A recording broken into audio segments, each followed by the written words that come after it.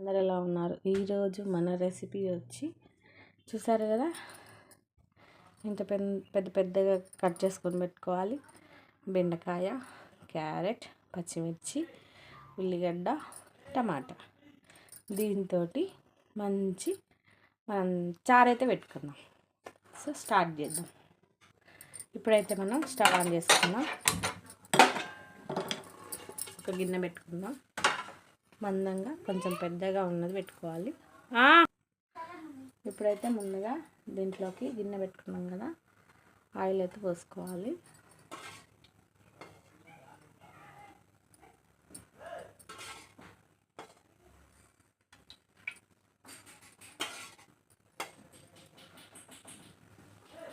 ఒక 4 స్పూన్స్ అయితే పోసుకున్నాను నేను. ఇప్పుడైతే మనం ముందుగా పచ్చిమిరపకాయలు అయితే వేసుకున్నాం.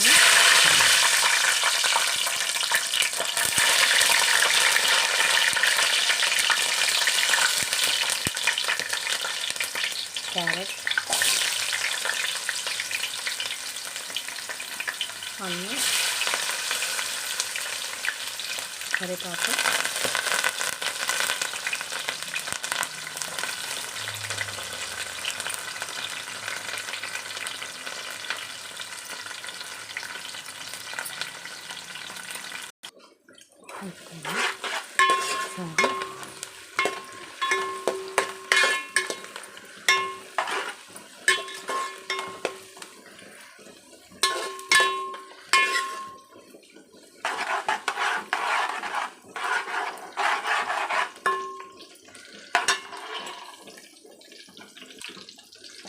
దీంట్లోనే జీలకర్ర వేసుకోవాలి ముందుగానే.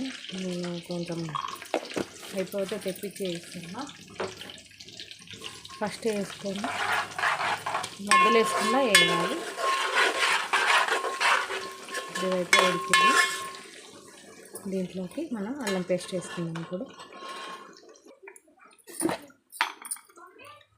ఇప్పుడైతే అల్లం పేస్ట్ వేసుకున్నాం.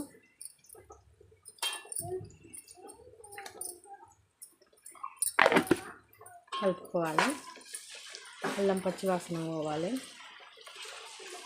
మంచిగా ఫ్రై అయితేనే చారైనా, పప్పు అయినా, ఏదైనా కూరలు, ఏ కూరలు కానీ మంచి టేస్ట్ వస్తుంది.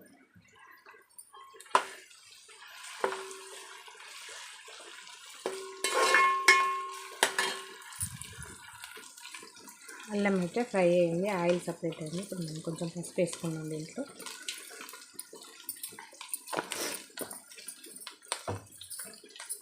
కొద్దిగా కలుపుకొని